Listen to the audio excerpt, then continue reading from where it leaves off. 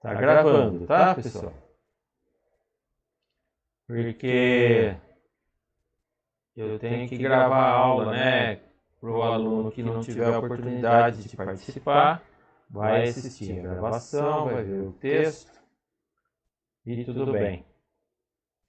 Bom, a aula de hoje é a aula mais importante do semestre. Eu dividi em duas partes porque é um conteúdo bem, além de ser importante, ele é um pouco assim conceitual, né? Tem que entender. Eu quero que vocês, por favor, me interrompa. Eu vou passar uns 5 slides, dão uma paradinha. Não tenham, não fiquem tímidos, pergunte mesmo, porque são conceitos fundamentais para todo o semestre. Se perder essa introdução, aí vai boiar até o fim do semestre. E também para a LP3, né, linguagem Java, é fundamental. Linguagem Java, tudo lá é objeto. Você não consegue programar em Java se não souber esses conceitos, né? E vai ter parte 1, parte 2. Aí na parte 2 tem uns exercícios, né? Que eu vou passar, eu mesmo elaborei. Bem extenso. Isso aqui que vai garantir mesmo a prova de vocês. E ainda vou fazer mais uma revisão, né? Tem um professor amigo meu, o professor Diego Fernandes. Ele veio com uma aula que ele tem, eu vou aproveitar a aula dele, muito interessante, para complementar essa aula minha, que eu gostei da aula dele. Então, qual seria a nossa agenda? O que é que nós vamos abordar nessa parte 1? O paradigma de programação orientada a objetos. Paradigma é um modelo, é um jeito de trabalhar, é uma técnica, uma tecnologia, né? E quando a gente tem uma quebra de paradigma, o que quer dizer? A gente parou de fazer da maneira antiga, agora a gente está fazendo da maneira moderna. E não tem volta. É uma coisa que o modelo antigo já fica obsoleto, sabe? E depois eu vou voltar nesse assunto aqui de paradigma. Vamos falar o que é uma classificação, uma abstração e uma instanciação. Essas palavras são conceitos bem simples, bem intuitivos, não se preocupe que eu vou explicar direitinho, tá? Bem devagarzinho.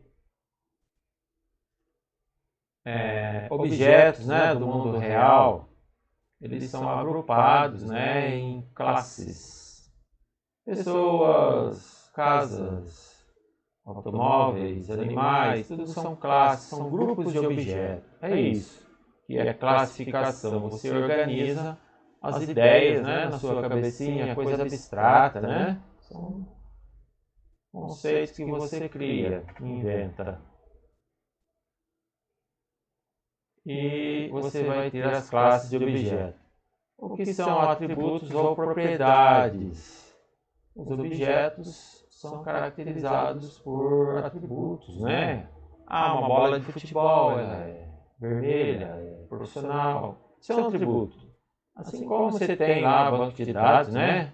Conjunto de entidades tem atributos, é a mesma coisa aqui. Propriedades é sinônimo. Que são métodos, as operações ou comportamentos dos objetos. Isso aqui nada mais é, pessoal, que o código que vocês vão escrever. É o programinha. Só que agora ele vai ser organizado de uma maneira diferente, né? Cada linha de código vai estar dentro do objeto que você criou, em conjunto com os atributos e as propriedades do objeto. O que é uma visibilidade de um objeto? Visibilidade é a maneira que você tem de proteger o seu objeto para que ninguém acesse, né? As pessoas vão usar somente, acessar somente aquilo que elas precisam. O que não precisa ver, o que não precisa acessar, é bom que seja protegido. O que é herança? Conceito, né? Esse é o conceito mais importante da teoria e análise orientada do objeto. Herança. Herança também pode ser dita como reuso do seu software. O que é uma herança múltipla? O que é um polimorfismo? Tudo tem a ver com herança. Mas vamos devagarzinho, passo a passo, abordar tudo isso daqui. Depois ainda tem a parte 2, tá? É uma teoria bem extensa, eu vou usar 2 aulas só no blá blá blá, depois mais uma aula para resolver exercício. E outra terceira aula que eu quero apresentar a aula do meu amigo professor Diego, que é para fazer um reforço, né? Então vamos começar aqui do beabá, dos conceitos mais intuitivos, mais fáceis. O que são objetos? Pegando lá o dicionário Aurélio, tem várias definições, né? O que é um objeto? Tudo que é apreendido pelo conhecimento, que não é sujeito do conhecimento. São conceitos. Vocês lembram lá, professorinha ensinando lá no ensino básico, ensino médio, análise sintática. Tinha o sujeito, o verbo e o objeto. O objeto é aquilo que recebe a ação do verbo, né? É para entender, fica fácil assim. Não é o sujeito, ele é o que está em questão ali, né, no assunto em destaque. Tudo que é manipulável ou manufaturável, sempre você põe em mente que é o que sofre uma ação de algum sujeito, né? Tudo que é perceptível por qualquer dos sentidos. Você vê, o que você ouve, você percebe, às vezes é um conceito abstrato, é um objeto também, né? A gente vai ver mais para frente. Por exemplo, uma coisa. Se você não souber explicar o que é um objeto, você fala, é uma coisa do mundo real que você pode ver, pode pegar, pode compreender, né, se for objeto abstrato. Pode ser uma peça de mobília, uma peça de um carro, uma mercadoria, né? Pode ser uma matéria, um assunto, né, que está em pauta, um objeto abstrato, né, não é concreto. Pode ser um motivo, uma causa, um agente. Não é nunca o sujeito. Pode ser o ponto de convergência de uma atividade. Mira, desígnio. No jogo de futebol, né? A nossa meta é o quê? É o gol. É o objeto da partida, né? Tudo ali. Tem 11 homens, 22 homens ali disputando para ver quem faz um gol. Esse é o objeto de tudo que está acontecendo. O gol, né? Uma meta, uma mira, um alvo. Um propósito, né? Um objetivo é um objeto. Falando de filosofia são os pensadores, né? Tem a ver com o nosso pensamento, nossa dedução, a ciência da dedução, né? Filosofia, raciocina. É o que é conhecido, pensado ou representado mentalmente, em oposição ao ato de conhecer, pensar ou representar. É tudo que é conhecido, pensado ou representado, uma ideia, um objeto do pensamento filosófico, mais ainda filosofia, que se apresenta à percepção com um caráter físico e estável. Aqui já está se falando assim do objeto concreto, né? Que não muda de forma, não muda de conceito, uma coisa constante. Em física, na ótica, uma fonte de luz, né, uma vela acesa. Tinha muitas experiências com velinha acesa na escola, diante de um espelho, diante de uma lente. A fonte de luz é um objeto de estudo pela ótica. O corpo que está sendo iluminado também é outro objeto, estudo da física. E forma uma imagem para ser estudada, é um outro objeto, né? Juridicamente falando, quando você fala de direito, eu tenho direito sobre aquela propriedade. Eu tenho obrigação para com a minha família. O que é o objeto? A minha família, a minha propriedade, é o que recebe aquela ação. Bom, deu para ver que isso daqui parece que não tem fim, né? Para explicar o que é um objeto. É uma coisa do mundo real. Fala assim, pode ser concreto ou abstrato. Está bem explicado, porque isso aqui não tem mais fim, né? É uma coisa física, uma pedra, uma jaca, um sapo, por exemplo. Pode ser uma coisa abstrata, né? Que não é concreta, uma ideia que está na sua cabeça. Equação matemática. Uma conta bancária. Conta bancária, você não vê, não pega, não cheira, mas é uma ideia abstrata, né? É um objeto. Por que você fala abstrato? É porque fisicamente não existe, é uma ideia que está na sua cabeça. É um acordo que você fez com o banco, é um protocolo de ações, né? Um conceito abstrato, é um objeto também. Tudo bem até aqui, pessoal? Deixa eu olhar lá o chat. Tranquilo, professor. Eduardo Dini. Obrigado, Eduardo. Eu caprichei, eu faço o melhor que eu posso sempre. Legal. Que bom que vocês estão entendendo. Eu vou devagar, porque não vale nada eu seguir se vocês não concordarem. Se vocês falarem, para, eu paro. Não adianta, você só vai perder tempo, né? Melhor ir devagar, fazer pouquinha coisa, do que perder tempo não fazer nada, né? Não entender nada. Objetos computacionais. Aqui já entra um novo conceito. É o que está dentro do computador.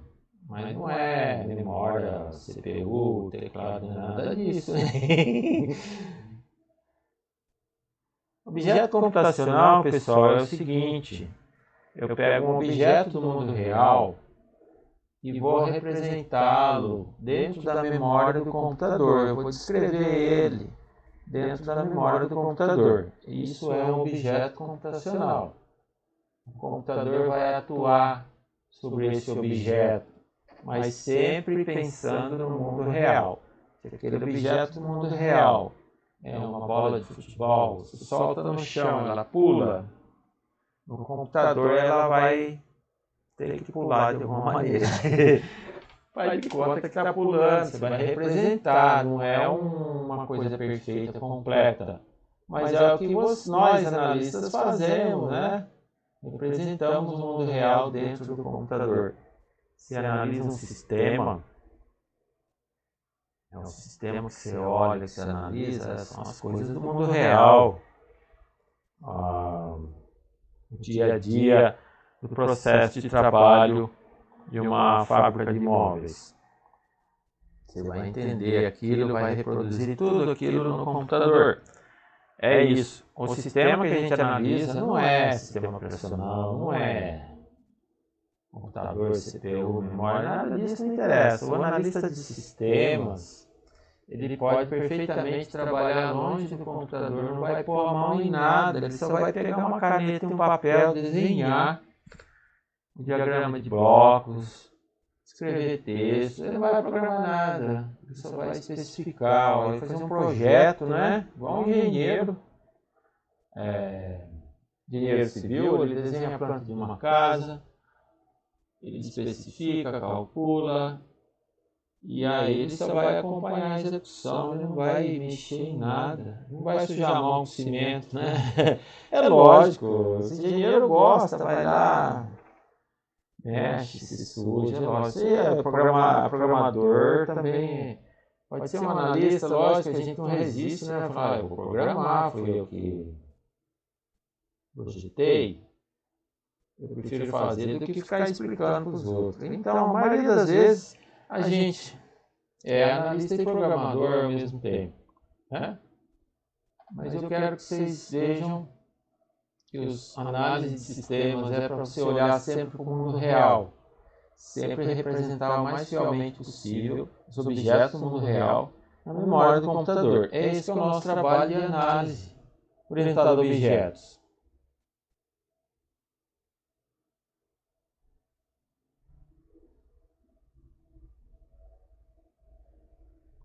Então, o programador vai criar esse objeto computacional na memória do computador, vai dizer os atributos, olha, a bola de futebol é do tipo profissional, é da cor amarela e preta, ela tem o peso tal, e quando você joga no chão ela pula, se ela estiver cheia, se estiver murcha, tem que ter tantas libras. Todas essas características, né, que tecnicamente a gente vai chamar de atributos, assim como lá no banco de dados, né, nós não temos os atributos, os conjuntos de entidades. É a mesma coisa aqui. Você criou lá um conjunto de entidades e está representando objetos no mundo real na memória do computador. É a mesma coisa que a gente está fazendo aqui. Um conjunto de entidades do banco de dados vai virar aqui uma classe, né? E vai instanciar no objeto. A gente já vai ver já. Então, o programador vai tentar reproduzir os comportamentos dos objetos, que já tem os seus atributos, né? As ações desse objeto, a comunicação desse objeto. Ah, descreve aí, me mostra aí os seus atributos, o objeto põe na tela. As mensagens que são trocadas entre os objetos. E tudo isso é feito com as linhas de código, seu programinha que vai estar junto com os atributos. Como que esse objeto se interage com o que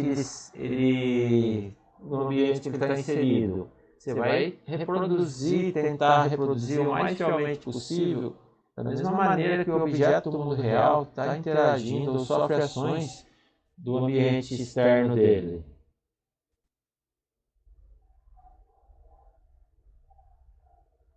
Então é isso. A gente já vai aprofundar mais nesses conceitos. Pessoal, até agora está muito abstrato, né? Mas está dando para entender, estou sendo claro.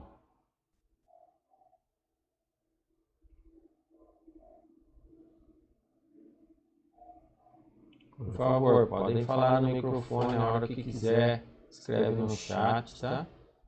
Eu acredito que está tranquilo até agora, né? Pode prosseguir. Tranquilo, professor. Obrigado. Então, no mundo real nós entendemos como um todo, né? Um sistema composto por vários objetos que interagem uns com os outros. É o mesmo, o software que nós vamos produzir vai tentar reproduzir o mais fielmente possível os objetos e os comportamentos desses objetos na memória do computador. Isso é um objeto computacional, tá?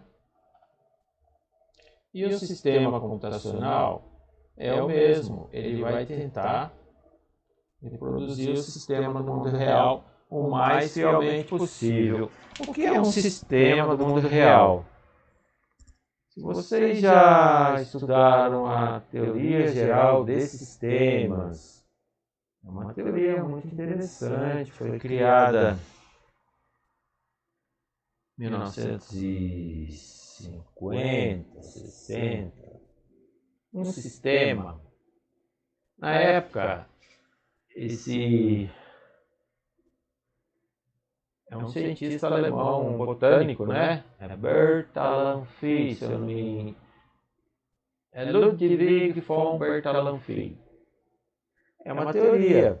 Ele disse assim, olha, um ser vivo, uma ave, é um sistema que é autônomo, independente. E como que funciona esse animalzinho? Ele possui entradas, processamento e saídas. E ele se autorregula, ele se mantém por si só, independente. E como que ele faz isso? Parte das saídas que ele produz é usada como entrada novamente. Isso é o que a gente chama de feedback. E esse feedback serve para o animal manter o seu organismo em equilíbrio, né? Por exemplo, se ele sente frio, ele vai se agasalhar. Se ele sente fome, ele vai comer. Se sente sede, ele vai beber. Se ele sente sono, ele vai dormir. E ele tem que estar sempre mantendo a estabilidade do organismo dele. Isso a gente chama de homeostase. Manter aquele ser vivo, né? E esse filósofo, cientista, botânico alemão, Ludwig von Bertalanffy, ele escreveu essa teoria. E qual que era a intenção dele? Isso aí era criar uma máquina, né? Que reproduzisse, copiasse o comportamento dos seres vivos. Era a própria ciência que ele estava criando, né? Sistemas. Eles chamaram de cibernética. Na época ainda não existia computador. Existia aquelas máquinas de calcular mecânicas, né? Ainda não existia a eletrônica, ela ainda não tinha transistor. Ainda estava começando a inventar as válvulas. E aí até que conseguiram, seguindo essa teoria, é que fizeram o primeiro computador. Então o computador está imitando o sistema do mundo real. Vamos supor que você está lá desenvolvendo um sistema para controlar uma fábrica de móveis. Essa fábrica de móveis é um sistema. Tem entrada, processamento, saída e tem o feedback. Ou seja, põe o móvel, compra a matéria-prima, corta, lixa, fura, prega, parafusa, inverniza, monta lá mesas e cadeiras. Aí vende no mercado, são as saídas, correto? Aí o mercado vai dar um feedback, um retorno, que vai estar fazendo uma realimentação para saber se está vendendo bem. E é um sistema que se mantém, né? Autônomo. E o computador vai imitar esse sistema para poder controlar, para poder emitir relatórios e até mesmo hoje em dia, né, o computador ele não é só monitoração e controle, ele também é parte do processo de fabricação, né? Tem lá os robozinhos, tem lá quando emite nota fiscal para saída de mercadoria, o próprio computador emite a nota fiscal, ele não fica somente monitorando, ele participa. Então, os sistemas computacionais são vários objetos que interagem entre si e procuram representar também os sistemas do mundo real. Tudo na memória do computador e aquilo ali tem vida, pessoal. Quando vocês fizerem um software, pode falar, software é uma coisa viva. Nossa, professor, mas não é. É só um programinha que está lá. Ah, é só um programinha que está lá? Então faz o seguinte. Você vai lá naquela fábrica de móveis, depois de um ano.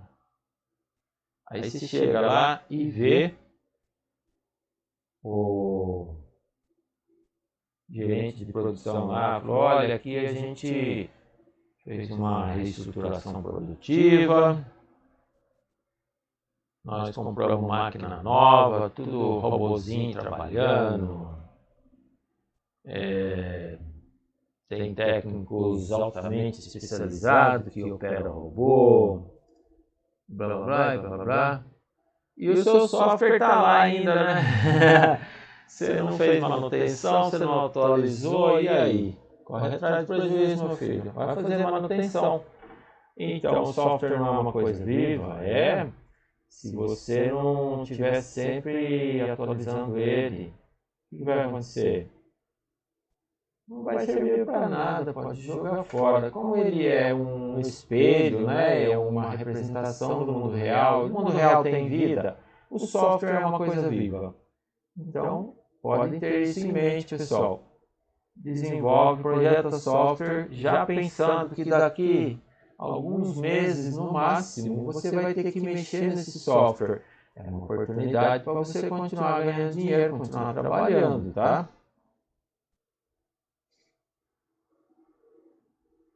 Tudo bem? Então, nesse azulzinho aqui, ó, orientação a objetos, para resumir, consiste em considerar sistemas computacionais como uma coleção de objetos computacionais, né, que interagem de maneira organizada. Esse é a sua aplicação, o seu sistema que você concebeu, né, desenvolveu.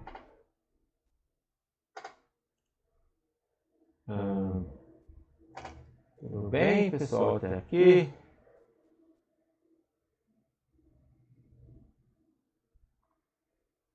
Legal, vou em frente porque tem muita coisa. Vê se está gravando. Perfeito, tudo em ordem. Então, vamos lá. Objetos computacionais. À primeira vista pode parecer complicado imaginar objetos dentro de um computador. Como imaginar um carro dentro de um computador? Ou mesmo uma casa dentro de um computador, uma bola de futebol dentro do computador. De fato, pode parecer estranho, mas devemos estar atentos que a representação no computador sempre é uma abstração. Olha o que eu falei. Abstração é uma ideia, é um pensamento que está na sua cabeça, né? Não é uma coisa concreta, mas está sempre tentando ser fiel, reproduzir da melhor maneira possível um espelho do mundo real, tá? É isso que vocês vão fazer como analista de sistemas.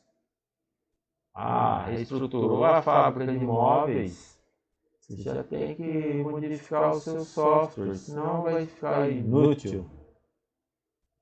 Então, esses modelos que nós criamos, né? Os objetos computacionais são abstratos, mas eles estão ligados com uma coisa real, concreta do mundo real. E devem se comportar da mesma maneira como os objetos do mundo real. Eles são simplificações. É lógico que você vai ter um objeto incompleto, né? Você vai representar somente aqueles atributos interessantes que você deseja controlar. Não vai ser completo. Mas ele tem que ser atual. Muito importante que ele seja fiel, né? Vamos aqui dar exemplo. Objeto pessoa. Representado como objeto computacional, ele simplesmente é um pedacinho de memória lá onde tem quanto pesa o cara, qual a idade do cara, qual é a altura dele, ele é masculino, é feminino, acabou, tá lá o ser humano. Tá vendo como é fácil? É isso. E o comportamento da pessoa? que uma pessoa faz? Aí você cria métodos, né? Ah, a pessoa faz aniversário, vai lá somar uma na idade. Ah, a pessoa, sei lá, arrumou um emprego. Você põe lá um atributo a mais, aonde que ele trabalha, e assim por diante. Ah, mudou de casa, atualiza o novo endereço. Então tem vários métodos, a pessoa compra, ganha salário, etc. Cada ação, cada comportamento será representado dentro do computador por um método, ou seja, algumas linhas de código, né, para atualizar os atributos dela. É sempre assim, pessoal. Você tem os atributos, que são os dados, né? E você tem os métodos que mantêm os atributos atualizados, exibem os atributos, né? É a maneira de programar orientado a objetos. Sempre tem atributo e métodos.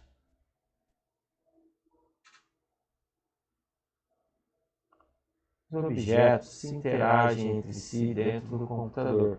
Um objeto manda mensagens para outro, aciona métodos dos outros objetos, pede para o outro objeto exibir os seus dados. Tem um objeto que fica dentro do outro objeto que ele usa como objeto auxiliar. Vocês vão ver que não é difícil, é bem intuitivo essa aula aqui.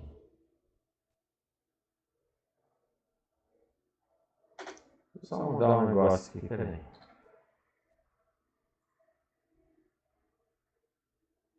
Ah, tá, agora sim. Então, eles se interagem com o módulo principal do seu aplicação, interagem com outros objetos, interagem com a interface humano-computador, tá? Vários comportamentos, vários métodos.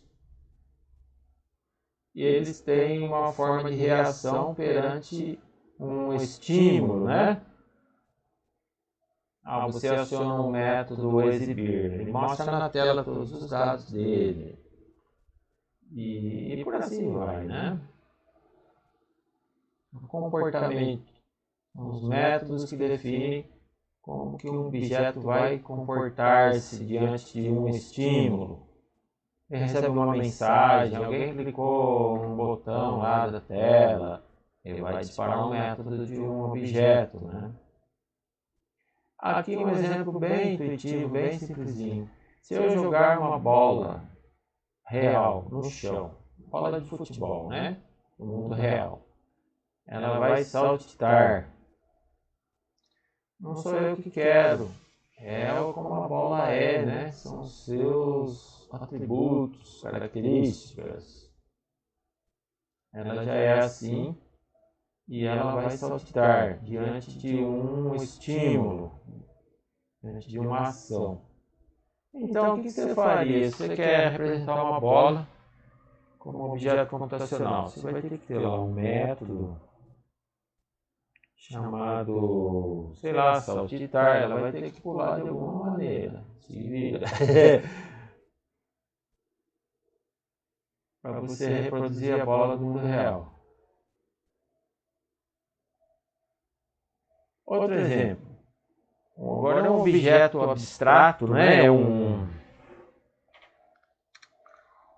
Vamos dizer assim, uma conta corrente bancária. Uma coisa que é uma ideia somente, é um acordo que você fez com o banco, um protocolo de ações, né? Um conjunto de regras. Não existe, é só uma ideia. E qual é o comportamento de uma conta bancária?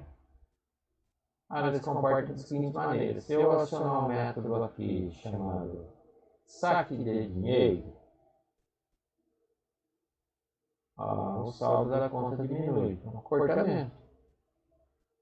E o dinheiro em caixa, ou seja, o dinheiro que está na sua carteira aumenta. Então você tem que programar isso no computador para representar o que acontece na realidade.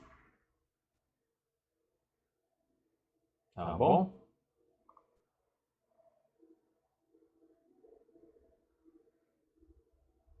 Você vai criar um objeto caixa que vai reagir ao recebimento de um objeto cheque, solicitando objeto conta, desconto desse cheque. O objeto conta diminui o saldo da conta, entrega o saldo, e essa mensagem vai para o objeto caixa, que por sua vez, recebendo essa mensagem, aciona um método que vai aumentar o valor do saldo, do dinheiro que está em carteira, saldo de caixa. Então aqui um resuminho, né? Objetos computacionais são estruturas de programação que nós vamos fazer, né, em Java, que contém as informações, atributos, né? O que é informação? É um atributo. Vou marcar aqui, peraí. Aqui são os atributos do nosso objeto. E os comportamentos, o que são? São os métodos do nosso objeto. São funções, igual você estudou mesmo lá com Portugal Studio, com linguagem C, não tem funções? Os métodos nada mais são do que funções. E as informações? São os dados, um inteiro, um float, uma string. E forma um objeto computacional. Tudo isso é declarado em bloco, né? Um mesmo trecho de código, que vai ser a declaração da sua classe, que vai virar um objeto.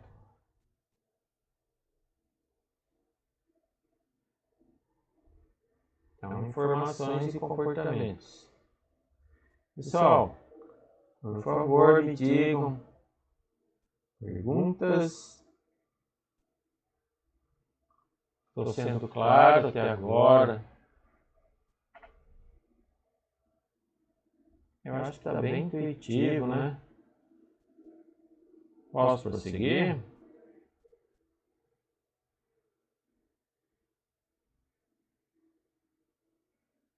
Obrigado, Marco, Vinícius, Eduardo. Jordan, é assim que pronuncia? Bacana. Mícia. Bruno, Marco, Vinícius. Legal, pessoal. Obrigado.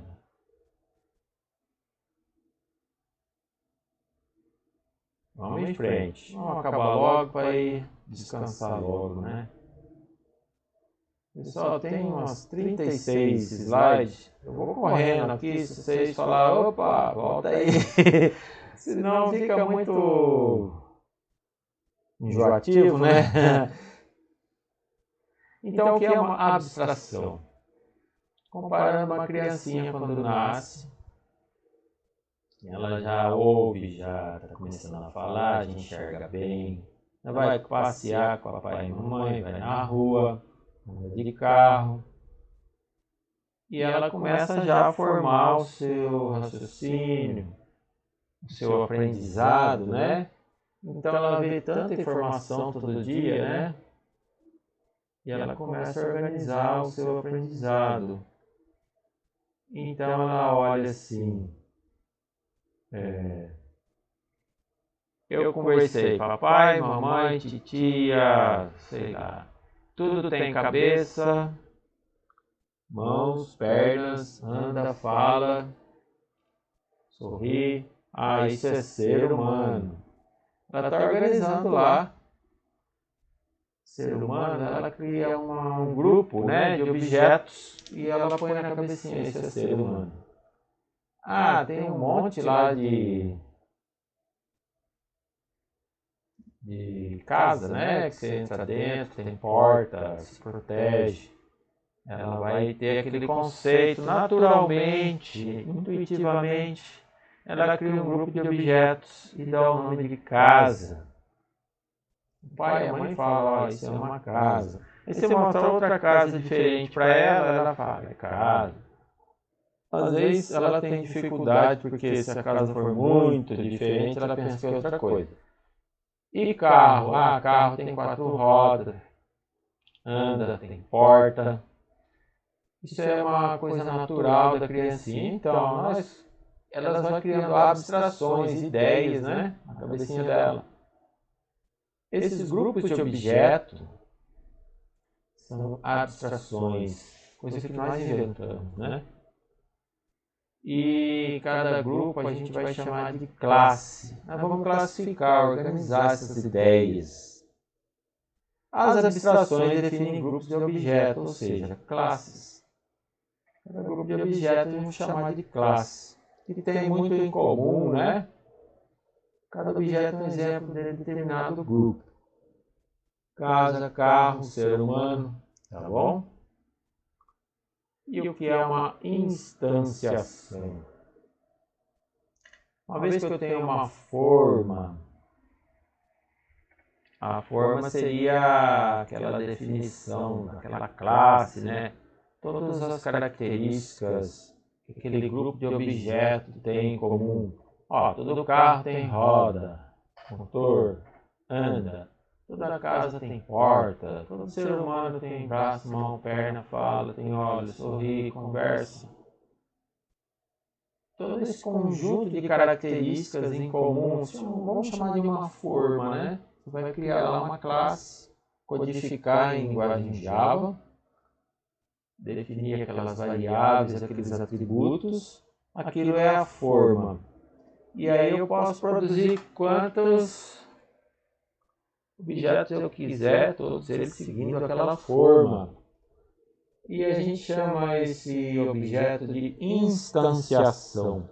Uma classe, pessoal, é algo abstrato, é uma coisa que não existe. É somente um esqueleto, um espaço vazio na memória do computador. Uma estrutura de dados. Mas quando você preencher com recheio, né? Atribuir valores para aquelas variáveis. Vamos supor, eu tenho um carro da cor vermelha. Carreguei os dados lá, né? O atributo cor eu pus lá como vermelho. Eu fiz uma instanciação daquela classe.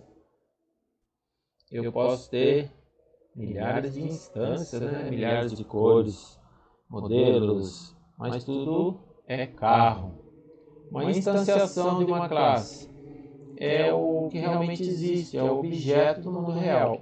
A classe em si é algo vazio, né? Não existe. É somente uma abstração,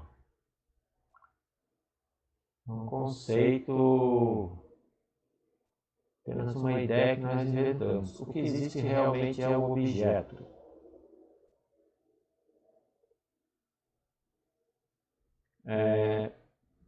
Muitos profissionais consideram um tanto complexo o conceito do paradigma. Pessoal, isso é ideia, é paradigma, né? Difícil de entender. Eu, por exemplo, comecei minha carreira, programei muitos anos com aquele modelo antigo, né? Análise de sistemas estruturada. É o conceito de programação procedural. E você tem que explicar para o computador passo a passo tudo o que ele tem que fazer, né? Você tem que criar as variáveis, tudo num bolo só, tudo desorganizado. Aí veio esse conceito para mim de programação orientada a objetos, para mim foi um choque. Foi difícil, eu até resisti uns 2 anos. Não, vou continuar programando assim mesmo. Tô fera, tô prático. Só que aquele negócio começou a me incomodar, aquele negócio começou a crescer. Aí eu falei, agora não tem jeito, vou ter que estudar essa praga aqui. Aí eu resolvi comprar livro, estudar, exercitar, porque foi uma quebra de paradigma, foi um choque que eu tive, né? Tive que reaprender a pensar, analisar diferente. Foi difícil para mim. Então, muitos profissionais consideram tanto complexo o conceito do paradigma de orientação a objeto. No entanto, o conceito é apenas diferente do enfoque procedural, aquela maneira antiga, ao qual estão acostumados. Eu sou um cara que se encaixa aqui perfeitamente. É preciso, de agora em diante, pensar orientado a objetos. Então o analista ele vai ter que analisar de maneira diferente. Eu falava, nossa, tá tudo perdido, a casa caiu, e agora o que eu faço? Vou ter que cursar de novo análise de sistemas. Foi um esforço grande, estudei e me atualizei, graças a Deus. Consegui. Tanto que estou dando aula aqui. Eu programo em C++, minha linguagem preferida, né? Java eu exercito, aprendizado, mas assim, desenvolver coisas grandes em Java eu ainda não fiz. Eu fiz em C++.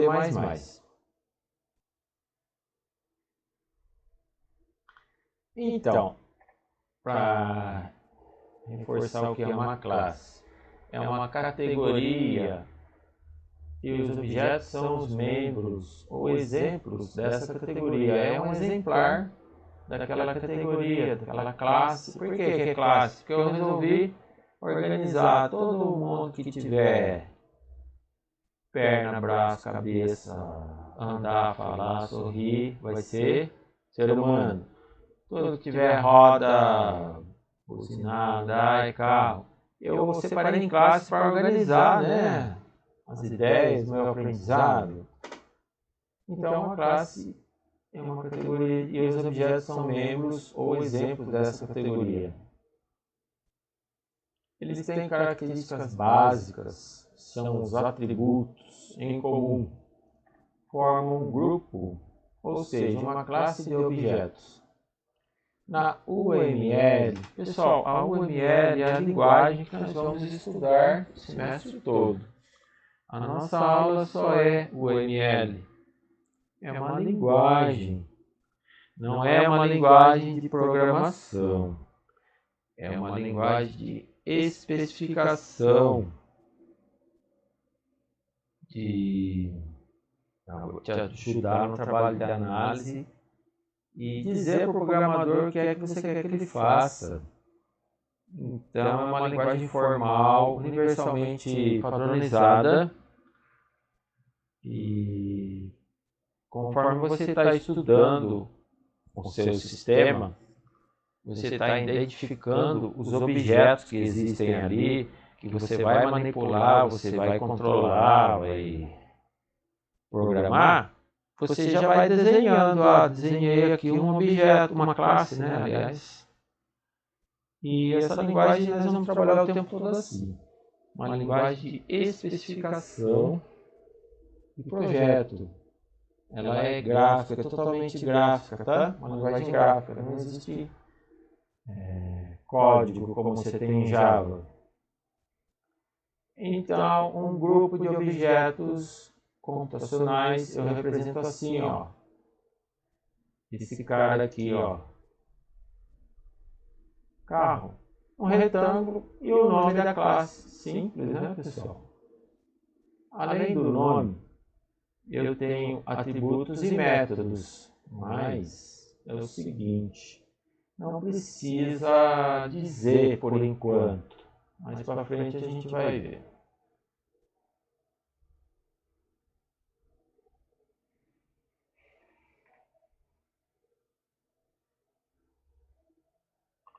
Quando uma classe, você pode criar uma classe, somente dá um nome, não diz mais nada, não especifica nada, não tem atributo, não tem método. Ai, professor, mas isso aí fica muito esquisito, né?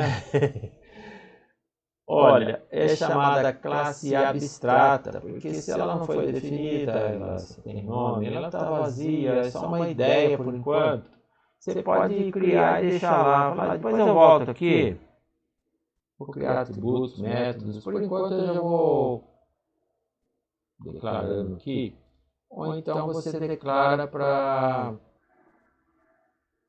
usar esse nome apenas e redefinir outros objetos, tá? Depois vocês vão ver como que é.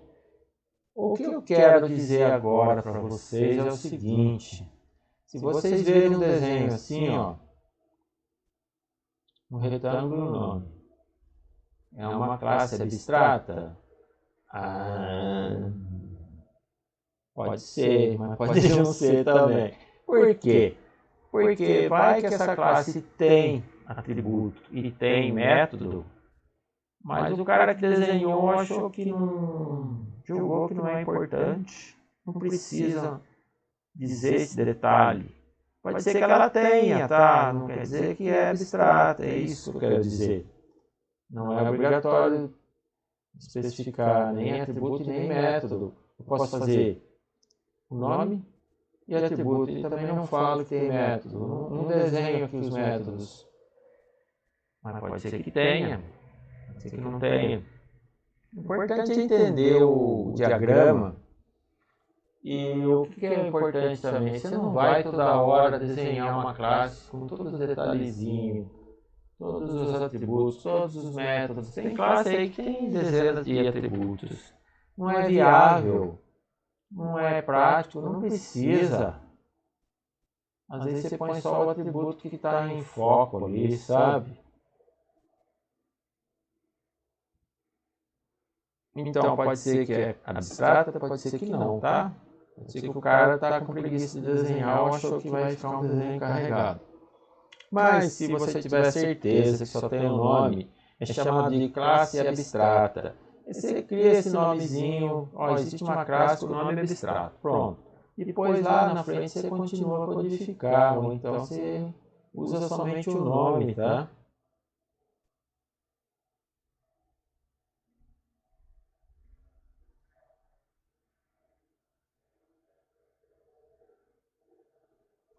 Normalmente uma classe tem atributos, como se fosse lá no conjunto de entidades do banco de dados. A maioria das vezes você define atributos para a classe. Você pode dizer que é uma propriedade. Formalmente, tecnicamente, a gente chama de atributo, tá?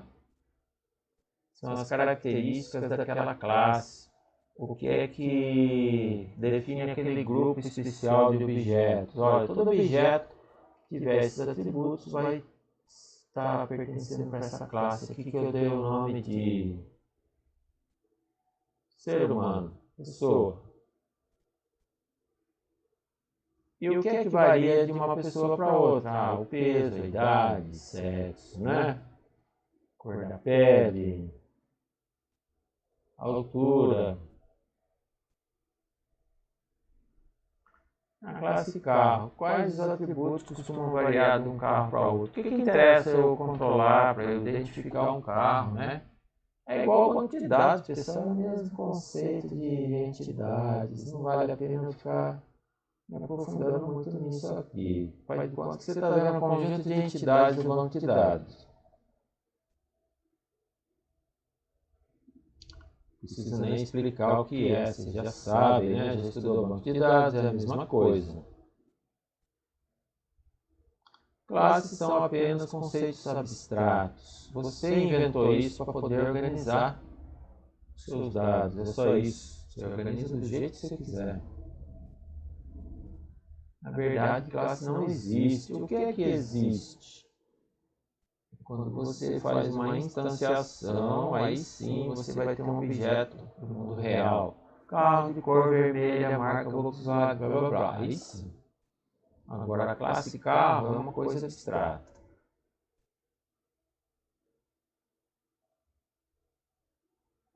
Então aqui, ó, existe uma casa tendo sem mãos somente sua planta.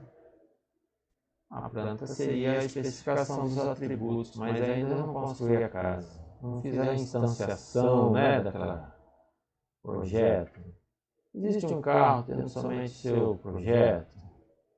Nunca poderemos trabalhar com a classe pessoa, mas sim com uma de suas instâncias. O Pedro. Ah, tá, agora sim. Então você programa lá uma classe, define, declara as variáveis, codifica os métodos, mas é uma região da memória do computador vazia. Está esperando chegar ali um objeto. Quando você atribuir valores, você vai criar uma instância. Olha, existe uma pessoa chamada João, altura tal, peso tal, idade, essas coisas, profissão. Do mesmo modo, não se mora na planta de uma casa, que é apenas um conceito, apenas um desenho. E depois que você fizer a instanciação, ou seja, construiu a casa, tem naquele endereço e tal, aí sim, virou um objeto do mundo real. Pessoal, tá tranquilo até aqui? Eu acho que tá bem intuitivo, né? Bem facinho. Eu vou procurar andar mais rápido. Essa aula é meio longa, às vezes fica cansativo. Querem perguntar alguma coisa? Senão eu vou tentar correr um pouco.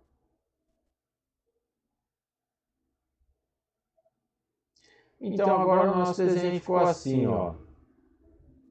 Antes era só um retângulo escrito carro. Agora eu vou listar quais os atributos essa classe tem. Carro pode ter cor, pode ter número de portas, né?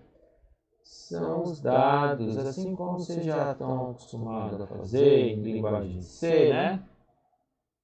Tem lá um float, um char, tem um int, tem um vetor, né? Uma string. Vários tipos de dados. Aqui você vai listando aqui como se fosse uma estrutura de dados. É isso mesmo que é uma classe. Então, é o nome e os atributos. Assim como você cria em banco de dados, lá não tem um retângulozinho lá que se chama conjunto de entidades.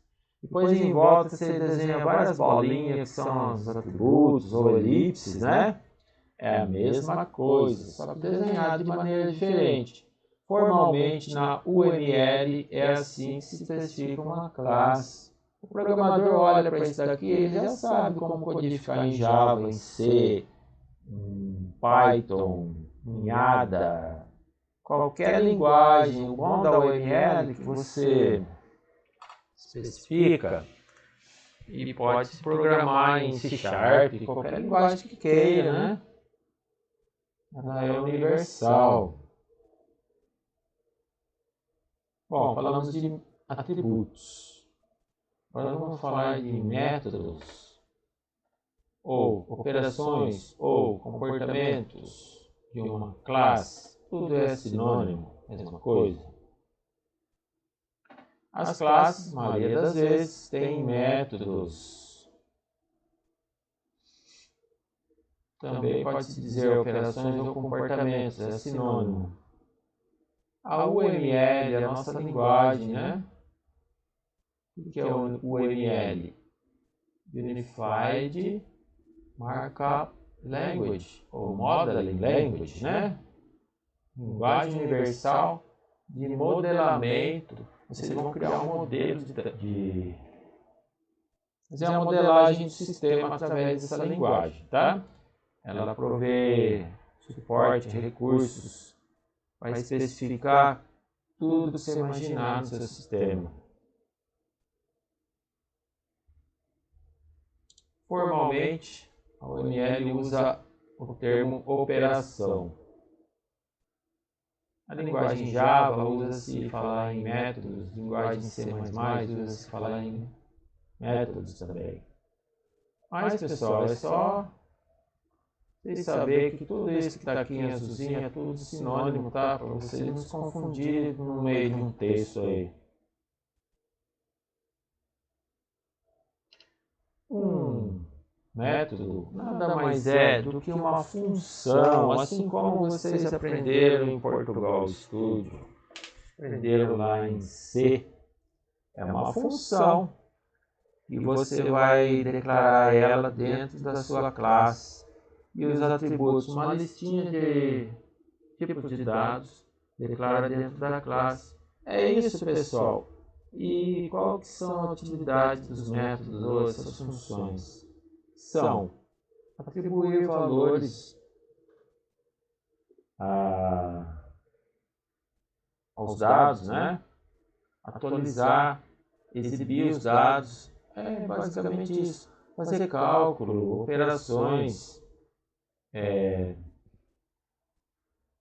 todo software seu vai estar aqui nos métodos, vai estar espalhado entre as classes e também no módulo principal, né? O módulo main, que é onde o programa começa, onde o programa executa e onde ele termina. Esse é o módulo principal. O módulo principal é onde você vai fazer a instanciação das classes, você vai criar objetos, vai trabalhar com eles.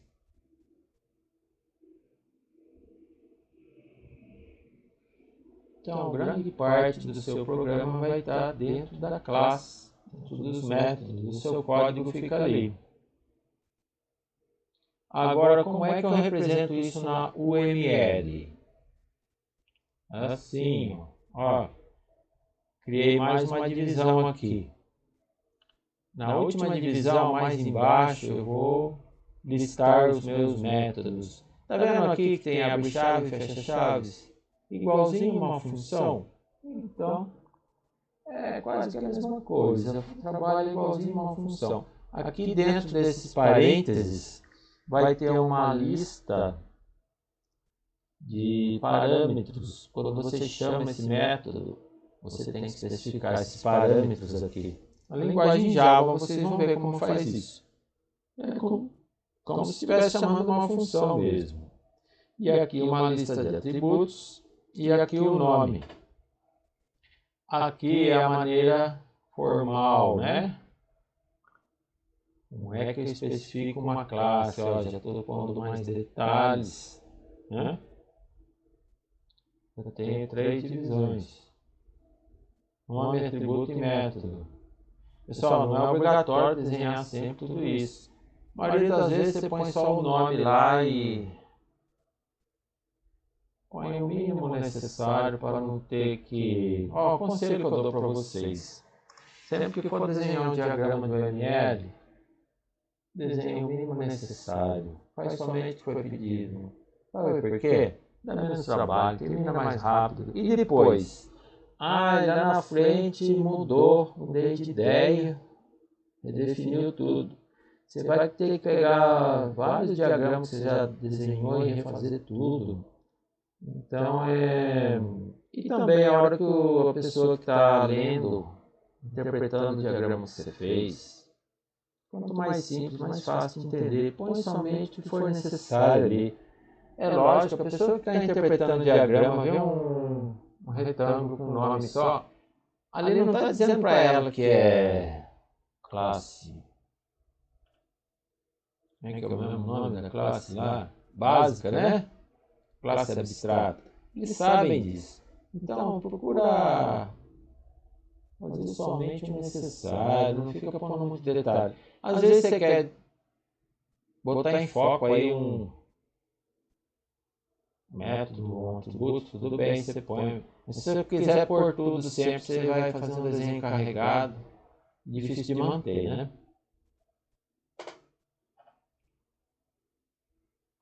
Beleza? Até aqui?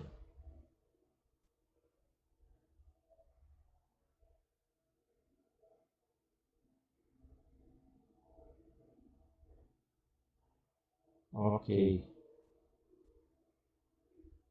Só um minutinho que eu preciso ver um negócio aqui para eu me guiar.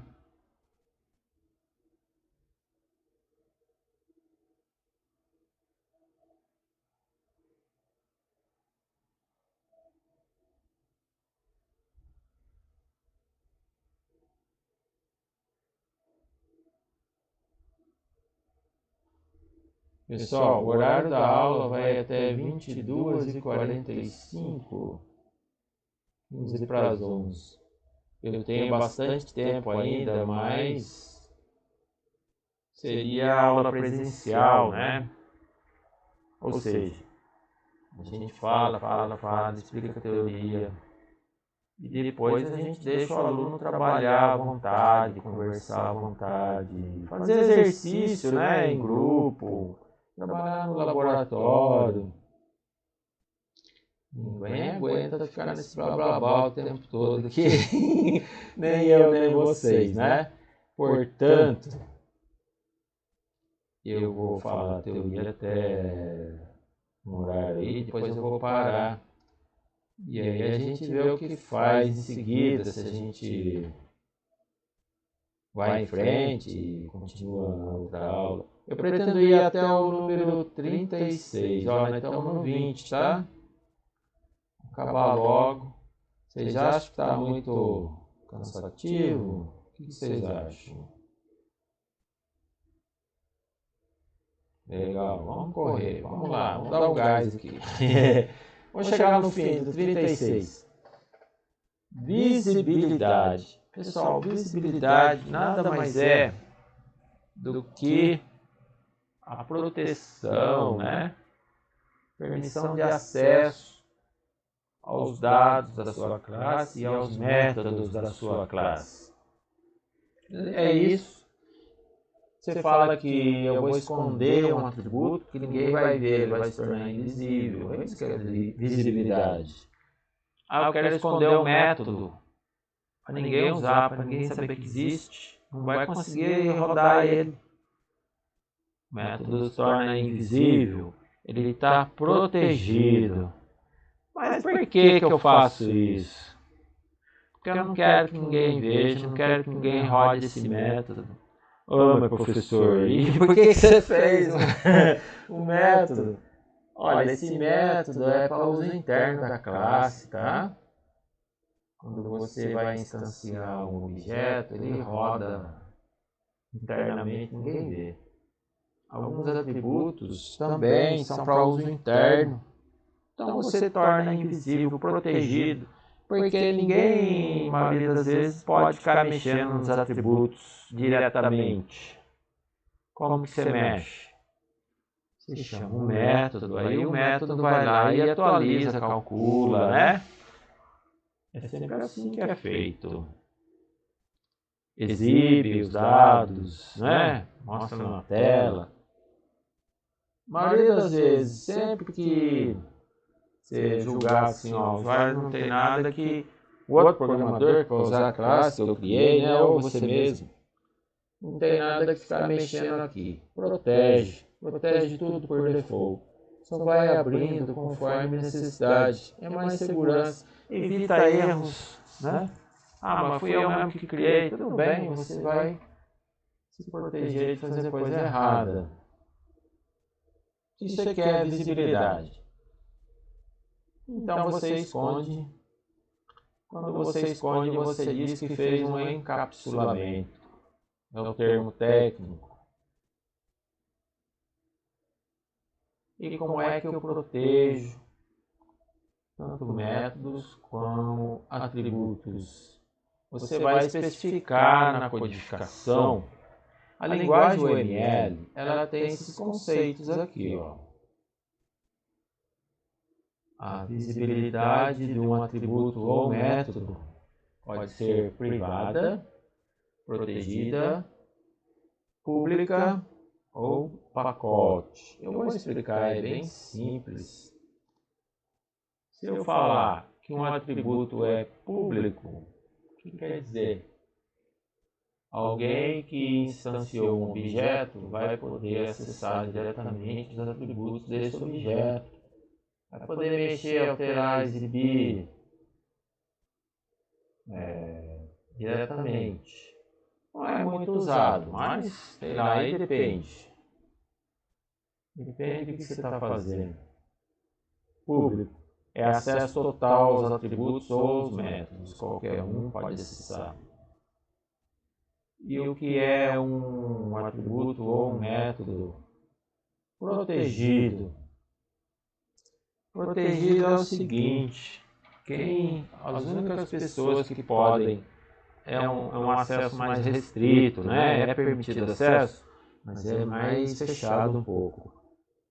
Somente outros objetos que pertencem à mesma classe desse objeto podem acessar. E que é um atributo privado. Privado é aquele que você escondeu. Ninguém pode acessar. A única pessoa, a única coisa que acessa é o próprio objeto, né? É para uso interno dele. o próprio método interno deles, um método chama outro, né? Acontece muito. Na hora de você criar o objeto, ele é rodado. Atributo para uso interno, né? Tem uns funçãozinhas auxiliares lá, métodos auxiliares. E como é que eu especifico isso? Pessoal, aqui tranquilo, né? Visibilidade quer dizer permissões de acesso, proteção de atributos e de métodos.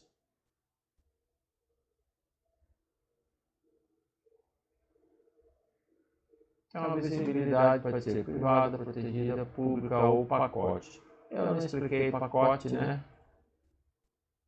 Mas pacote, o que eu diria?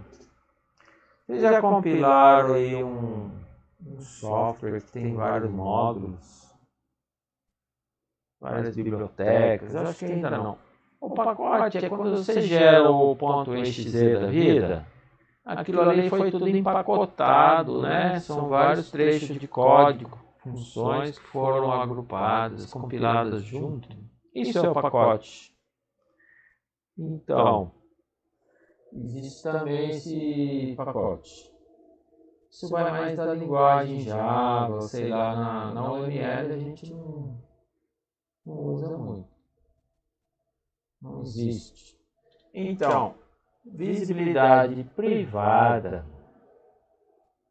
você põe um menos na frente do atributo ou do método para indicar que somente o próprio objeto daquela classe é que tem acesso.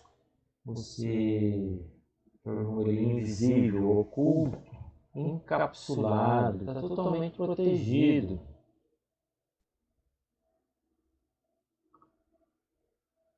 Outro, um tipo de proteção assim um pouco mais aberto, mais restrito, é a protegida. Você indica com o jogo da velha, você põe o jogo da velha na frente do nome do atributo ou na frente do nome do método, para proteger atributo ou método.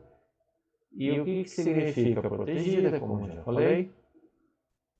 Somente objetos daquela mesma classe podem acessar.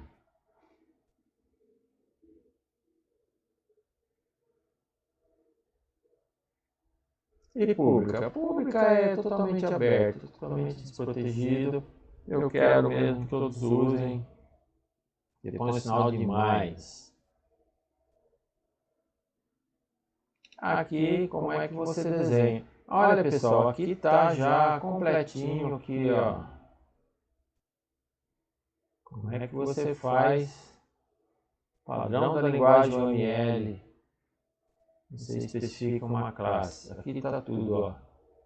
O nome, atributo e métodos. Eu tenho dois atributos que são privados. Somente o próprio objeto consegue acessar. Tem um método público totalmente aberto. Então, normalmente, qual é o costume? O usuário da classe, né, o programador, ele está usando a classe porque outro programador criou a classe, ou você mesmo criou, tanto faz. Você cria para você mesmo, tudo bem. Ele chama esse método, aí sim, esse método é que vai mexer aqui nos atributos, por isso que está menos. Ninguém pode diretamente mexer na cor de um carro, ele vai mexer através da chamada de algum método aqui embaixo. Tá bom?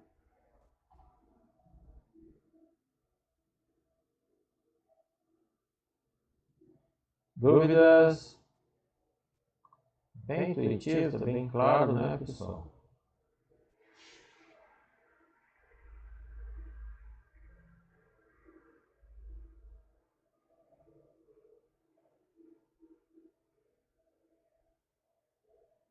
Que legal, bacana. Em Java vocês vão fazer isso e vão ver que é bem intuitivo mesmo, tá? O importante é guardar esses nomes técnicos, né? Na hora que falar lá o professor Everton, ó, aqui nós vamos fazer uma herança, você já vai saber o que é. vai entender o que você tem que codificar em Java lá, né? O que faltou falar aqui é o seguinte. Eu tenho que explicar a herança primeiro, para depois explicar, tudo bem, com relação a dados protegidos, tá? Eu já vou explicar. Como que dados protegidos funcionam com herança. A classe filha acessa todos os dados da classe mãe, se for protegido, é isso. Mas eu vou explicar de novo depois. Bom, pessoal, o que é uma herança? Herança, assim como tem, né? Papai, mamãe, filhinho. Tem a mãe e tem o filho. O filho herda todos os atributos da mãe, né? E do pai. É assim também em orientação a objetos. Você cria uma classe, definir lá bonitinho, como eu acabei de explicar agora, né? Tudo lá programado, codifiquei os métodos, declarei os atributos bonitinhos, char, float, string, aquilo que parece que é função, mas é método, tudo codificado bonitinho. Aí eu penso, eu tenho que criar uma nova classe aqui, mas é quase a mesma coisa dessa classe que eu acabei de criar. Eu só vou acrescentar mais alguns atributos, mas eu não quero mexer naquela classe que eu já criei. Tudo bem, o que você vai fazer? Você vai criar uma classe filha.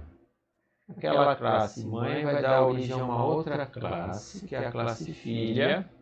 Vai herdar todos os atributos, todos os métodos da classe mãe.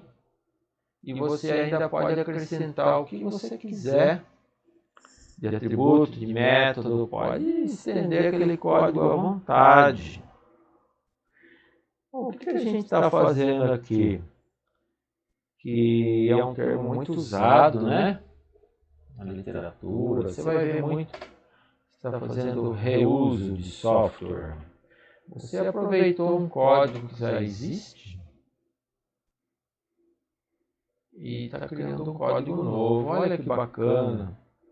Agiliza o desenvolvimento, fica um código enxuto, mais claro, né? A maneira tradicional de programar fica um negócio muito assim redundante, né? Vocês já se depararam com isso? Ah, criei uma função aqui, agora eu vou criar uma função quase igual. Tem que copiar aquele código, adaptar, fazer tudo de novo. Aqui não, aqui você faz reuso de software. Esse conceito de herança, juntamente com o conceito de polimorfismo, que nós vamos explicar, é uma das características mais poderosas e mais importantes da programação orientada a objetos. A força desse paradigma, grande parte está aqui, herança e polimorfismo. Dá o poder de você programar de maneira mais enxuta, mais eficiente, mais rápida. Você vai reutilizar o código que alguém já fez ou que você mesmo já fez. Normalmente, como que você projeta um software orientado a objetos? Olha, pessoal, segue essa técnica para você ganhar tempo, fazer um código eficiente, intuitivo, claro, enxuto. Você vai criar uma classe básica e a partir dessa classe básica você vai criando classes filhas que vão herdar os atributos da classe básica. Essa classe filha, por sua vez, vai dar origem a outra classe filha. Você vai ter vários níveis de herança, quantos você queira. E é assim que normalmente o pessoal que é mais experiente em programação orientada a objeto, eles fazem. Eu trabalhei certa vez um ambiente gráfico de janelamento muito antigo no Unix, nos sistemas solares. É coisa velha mesmo. É o Motif, é um padrão gráfico, né, de interface humano-computador. Isso aí lá para as idas de 1995, já tinha. E era totalmente orientado a objetos. Então tinha lá uma classe Base Class, que eles chamam, né? Uma classe mãe, se chamava Janela, Window. Essa classe, ela ia derivando ela e criando classes filhas, né? Aquela janela, ela acrescentou um menu. Primeiro eu herdei as propriedades da classe janela, que é a classe básica, né? Tudo que está na tela é chamado de janela. Até um botãozinho é uma janela. E aí você vai decorando a janela, vai acrescentando coisas e vai especializando a sua janela. Você cria uma caixa de diálogo, cria um botãozinho, cria um menu e todos aqueles objetos gráficos, né? E eu estudei esse Motif e é feito assim. Você tem acho que uns 11 níveis de herança ali. Se fosse fazer de maneira diferente, esse sistema de janelamento não ia ficar eficiente e bem organizado do jeito que ficou.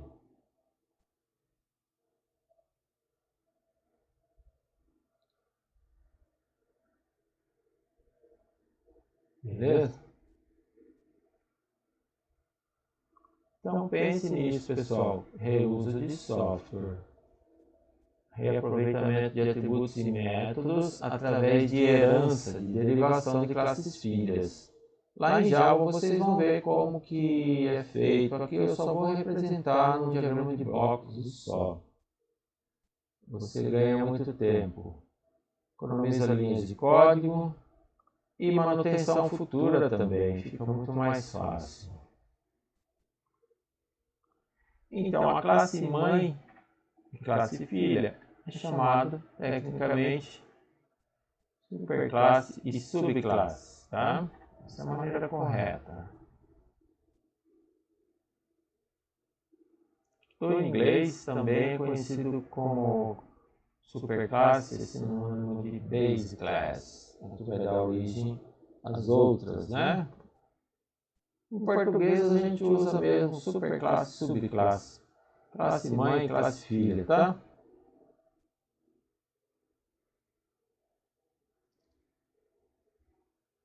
Então as subclasses herdam todas as características, atributos e métodos da classe mãe, ou seja, é uma cópia idêntica. Você vai só dar um outro nome e vai acrescentar algumas peculiaridades. A gente chama, você vai fazer uma especialização da classe mãe. Você vai diferenciar ela, acrescentando atributos e métodos. Então, uma classe pode ter várias subclasses, podem ter vários níveis, a subclasse pode ter outras subclasses, quantos níveis você queira, tá bom? E uma mesma classe pode ter várias subclasses assim no mesmo nível, né, de herança. Ou seja, vai ter várias filhas, uma diferente da outra. A classe filha pode ter outra subclasse e assim vai. Todas as subclasses herdam os atributos e métodos da classe de origem, classe mãe. Como é representado na nossa linguagem, o ML. É assim que se desenha. Um exemplo do mundo real, né? Eu estou num zoológico, quero fazer lá uma aplicação, para o visitante olhar na telinha do totem lá, no hall de entrada do zoológico. Então eu já vou começar a classificar os animais aqui, né? O que eu faço? Crio uma classe básica chamada animal. para facilitar o meu trabalho. Todo o código que eu puser aqui vai ser reutilizado. Olha que bacana. Todo animal se locomove, correto? Um método. E aí vai. A gente está fazendo simplesinho aqui só para vocês entenderem, tá? Podia pôr mais métodos aqui. Aí eu quero criar uma outra classe, filha dessa, né, subclasse, chamada mamífero. Uma outra subclasse chamada ave. E o que é peculiar para os mamíferos? Ele tem um método chamado mamar. Todo mamífero tem pelo. Aí eu vou detalhando, vou criando subclasses até abranger todo o meu zoológico lá, né? E uma ave? A ave tem bico, põe ovos, mas tanto mamífero como ave são animais, tá? E o que mais que eles têm aqui de método? Olha lá em cima, tudo que for da classe mãe vai pertencer também para as classes filhas. Então eu posso dizer aqui, ó, mamífero se locomove, uma ave se locomove. Mas eu não preciso repetir aqui, porque já foi codificado lá. É só olhar lá em cima que está automaticamente herdado aqui, né? Bacana? Esses conceitos vocês têm que aplicar, fazer uso, se aproveitar deles para vocês ganharem rapidez, fazer um código bem projetado, né?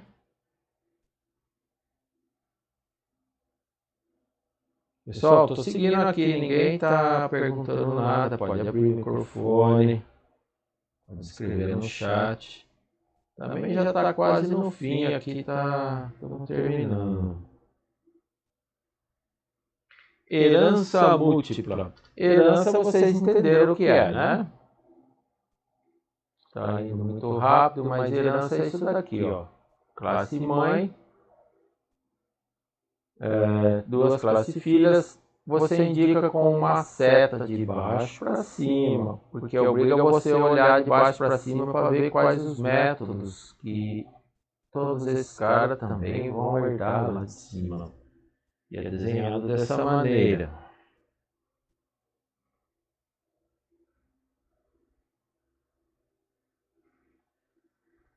O que seria herança múltipla? É só imaginar assim. Papai, mamãe e filho. Eu, né, o Argemiro, eu herdei do seu Geraldo e da dona Beatriz. Metade de cada um. E tudo que eu tenho na minha mãe e no meu pai, eu também tenho. É esse o conceito de herança múltipla. É uma subclasse que herdou atributos e métodos de mais de uma superclasse, mais de uma classe mãe. Na figura a seguir, nós temos um exemplo de herança múltipla. A gente aproveitou o exemplo da figura anterior para que facilitasse o entendimento. Tem um animalzinho que se chama ornitorrinco. É um animal, assim, bem diferente, bem peculiar, né? Incomum. Ele tem bico, ele nada, ele parece um patinho. Só que ele não tem penas, ele tem pelos. E ele mama. Olha que coisa interessante. E a fêmea põe ovos. Ele mama, mas ele não gera o bebê na barriguinha, né? Você vê como ele é diferente. Então ele herda todas as características da superclasse. mamífero e também ave. Olha que coisa bem bolada esse desenho aqui, ó. Você pega esse desenho aqui, é o resumo da aula de hoje. Está tudo aqui nesse desenho, ó. E sabendo usar esses conceitos de herança múltipla, você vai fazer um projeto muito interessante. Então ficou assim. O ornitorrinco, eu não pus nada aqui, tá vendo? Não pus atributo, não pus métodos. Então o que é o ornitorrinco? Tem que olhar para cima, a seta está indicando. Ele é tudo isso, mais isso e mais isso. É assim que você representa o diagrama de classes. Ele herda tudo da classe animal, porque ele se locomove. Ele tem pelos, tem bico, põe ovos e mama. Vocês estão vendo aqui esse jogo da velha aqui, ó? É o símbolo de que mesmo? Que eu falei lá em cima, de visibilidade. Protegida. O que significa? Quem são as únicas pessoas que podem acessar esse atributo pelos? A própria classe, é lógico, né? E todos os seus herdeiros. O ornitorrinco vai também acessar esse atributo aqui, também esse. Esse conceito que eu queria falar sobre a classe protegida. Ela só pode ser acessada pelo próprio objeto daquela classe e também pelos seus herdeiros. Só para revisar, a visibilidade privada, essa sim, só pode ser acessada pelos objetos daquela classe. Eu não estou vendo nenhum menos aqui, tá? Então, se eu pusesse um menos aqui, aí já não ia dar certo, o ornitorrinco não ia poder mamar. Entendeu? Os herdeiros não herdam se tiver sinal de menos aqui. Tem que deixar no mínimo protegido, né? Pessoal, esse desenho que eu estou achando que é o mais complicado de tudo, vocês entenderam?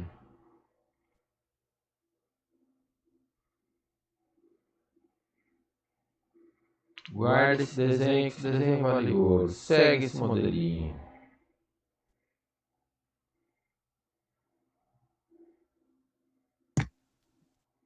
Professor, Oi, Eda. mas aí no caso, tipo, o ornitorrinco não tá definido nem como ave nem como mamífero, certo? Não. Ele é uma Mas a gente sabe que o ornitorrinco é um mamífero. É mamífero e ele põe ovos, mas ele não é ave, né? Ele não tem pena. É uma classe especial, ele é ele mesmo, tá? Ele herdou atributos lá, mas ele não é somente... Deixa eu abrir aqui, peraí.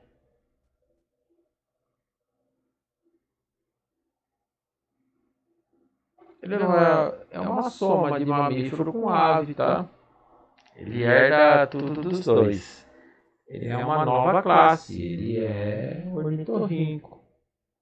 Você não pode dizer que ele é simplesmente mamífero, ele pertence a... Como é que se diz? Você trabalha como ornitorrinco mesmo, você não pode falar que ele mama, né? Mas ele não é um mamífero, ele é ornitorrinco. Ele tem bico, mas não é ave. Ele põe ovos, mas não é ave, porque ele mama. Entendeu? A herança te dá essa facilidade de criar várias classes da maneira que você lhe convier, né? Isso é a forma que eu falei no início da aula. Tentar, é lógico que você nunca vai conseguir, representar o mais fielmente possível um objeto do mundo real, né? Consegui clarificar a sua dúvida? Acho que sim, eu esqueço que ele biologicamente é um mamífero e é uma classe nova que reúne essas características. Sim, você não pode falar que ele é mamífero, ele é ornitorrinco mesmo, mas ele mama. E não é ave também, mas ele põe ovos. É assim. Ele é ele mesmo, é uma classe nova que você definiu. Tá bom?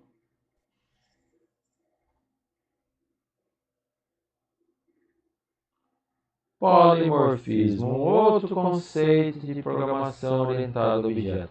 Pessoal, tá ficando assim, como é que se diz? Eu não acredito que seja complicado de entender. Tá sendo difícil de guardar tudo, né? Depois da manhã eu vou perguntar. O que é herança múltipla? Ai, esqueci. Esqueci, professor. É assim mesmo, né? O processo de aprendizado. É assim, hoje você sabe tudo. Depois da manhã você já esqueceu, né? Aí sim que é a hora de reler o texto, fazer exercício para ter a fixação, né? Às vezes aquele conceito que você aprendeu, pensa que aprendeu certo, aprendeu errado, vai lá, faz o exercício, erra, o professor corrige e aí sim clareia, fixa as ideias. Eu trabalho assim, vou dar exercício no fim da segunda parte, vou corrigir um por um, vou devolver para vocês com comentários. Depois vou mostrar na aula, explicar para todos como que era para ser feito. É lógico, vocês vão acertar quase tudo, sem dúvida, vocês são inteligentes. Mas a fixação mesmo se dá quando faz exercício e discute com o professor, corrige tudo, tá? Eu quero que vocês vão para a prova, assim, feito uma revisão, bem feito, tirem nota boa. Mais um conceito aqui, está acabando, pessoal, acho que é o último. Polimorfismo. Polimorfismo quer dizer várias formas diferentes, né? O conceito de polimorfismo está associado à herança. O que quer dizer? É um herdeiro que herdou um método da classe mãe, é lógico. Toda a classe subclasse herda todos os métodos da superclasse, né? Porém, você como programador, você disse lá, ó, essa classe aqui é filha daquela classe lá. Em Java tem um jeitinho certo de programar isso aqui. O professor Hamilton vai explicar. Em C++, em C Sharp, tudo tem um jeitinho de especificar. Aqui a gente só indica com uma seta apontando de baixo para cima. Ah, isso aqui é subclasse daquela lá. Tá feito. E o ML já tá feito. Facinho.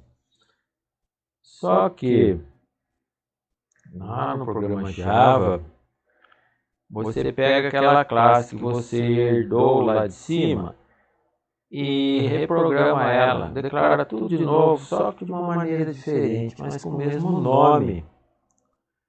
Pode fazer isso, e é para fazer, é para se aproveitar desse polimorfismo. Então, o que vai acontecer? Quando você chamar esse método, vai rodar do jeito que você codificar, ele roda. Sem novidade nenhuma. Simples assim. Só que ele vai rodar do jeito que você programou na classe filha. E não do jeito que foi herdado da classe mãe. Prevalece aquilo que você redefiniu na classe filha. É isso que é o polimorfismo. É uma forma diferente, né? É um filho que se comporta de maneira diferente, não herdando aquele método da classe mãe. Então, ó, o conceito de polimorfismo está associado à herança. O polimorfismo trabalha com redeclaração de métodos previamente herdados por uma classe, subclasse, classe filha. Esses métodos, embora semelhantes, diferem de alguma forma. Você especializou, você diferenciou aquele método, né? Da implementação. Assim como você adiciona mais atributos, quantos queiram, Você pode mexer nos métodos, pode dar o mesmo nome do que foi utilizado na superclasse. Você reimplementou. Eu quero que esse método rode um pouquinho diferente na classe mãe, então eu reescrevo ele. Porém, para evitar ter de modificar o código fonte, chamador, aquele que você chama lá da função main, aquele módulo principal que rege toda a execução do programa, onde o programa começa, termina, onde são chamados, instanciados os objetos, né? Onde você cria as classes. O código fonte chamador fica ali. Para você não ter que mexer nele, você mexe dentro do objeto, né? Então ele vai chamar ele da mesma maneira que chamava antes, você não precisa mexer em nada, você só mexe ali naquele método do objeto subclasse. Declara seu método com o mesmo nome declarado na superclasse. Pessoal, entenderam aqui? Isso daqui está um pouco assim. Não é todo mundo que pega.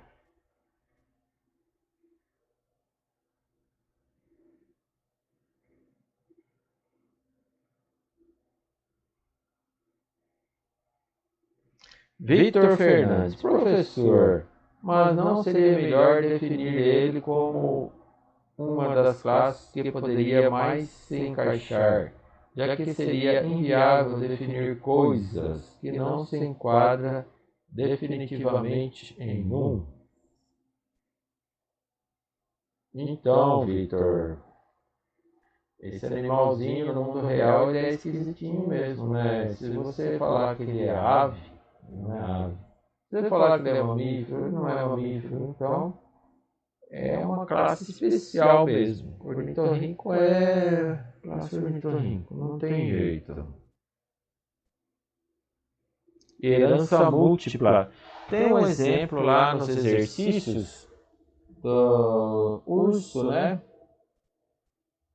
Você tem o urso pardo, urso polar, urso panda. Esses ursos têm superclasses. Tem os ursos que são perigosos, né, agressivos. E tem os ursos que são inofensivos, tem os carnívoros. Você faz um jogo ali de herança múltipla para você reusar o código da superclasse, tá? A gente vai ver nos exercícios. Vai clarear mais. Tranquilo, Vitor? Obrigado.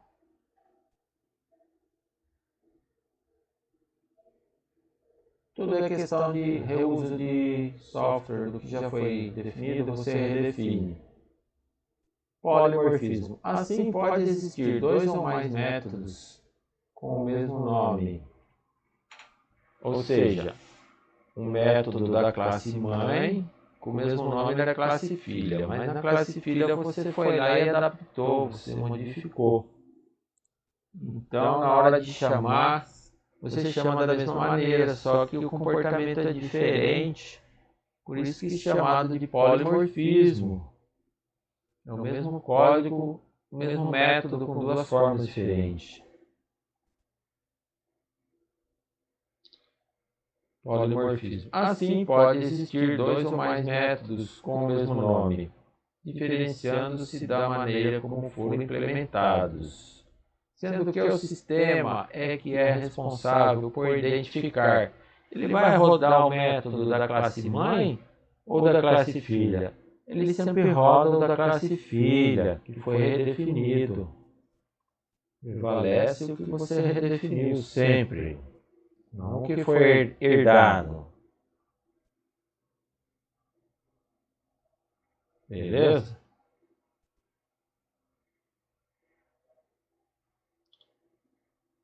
Exemplo de polimorfismo. É um exemplo aqui bem intuitivo, por sinal, né?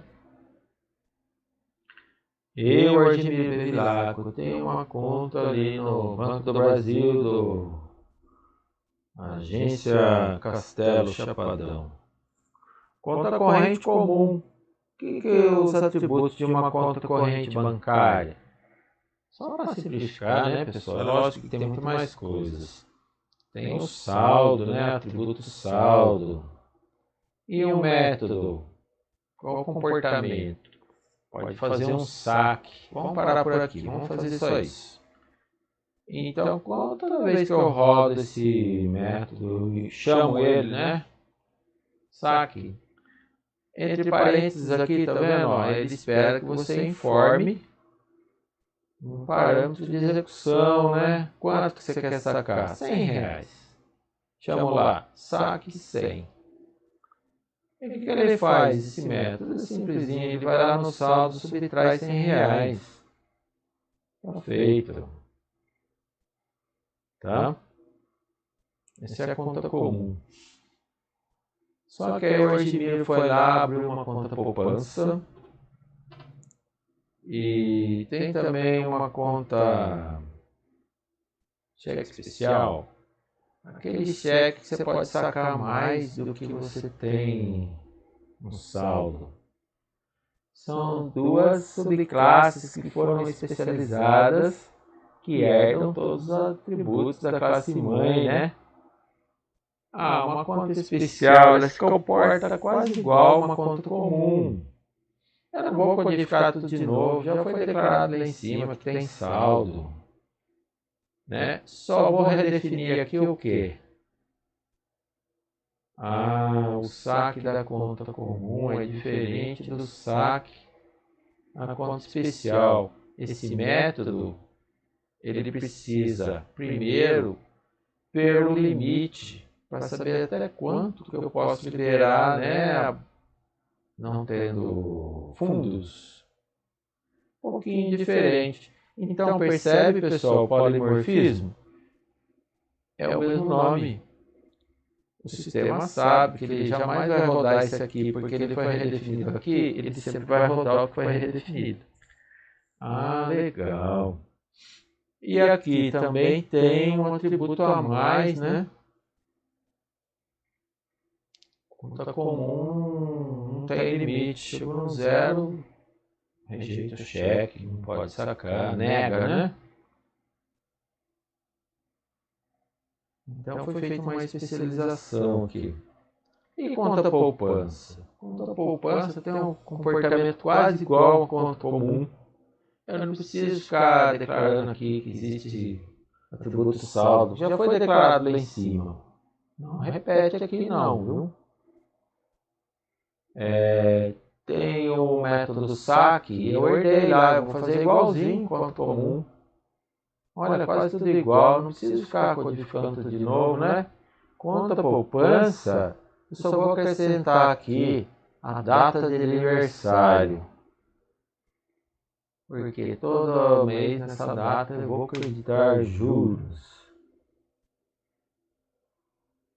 Pessoal, acabou aí. Parte 2, conseguimos terminar 1h e 45 minutos antes do prazo. Acabou. Vocês têm dúvidas? Por favor, comentários, dúvidas.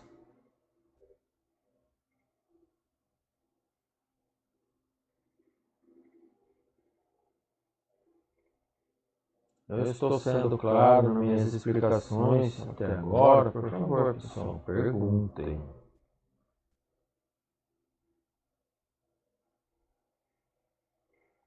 Então, eu queria propor para vocês aqui uma metodologia. Qual seria? Eu não... Alguém quer falar? Pode falar. Vou escrever.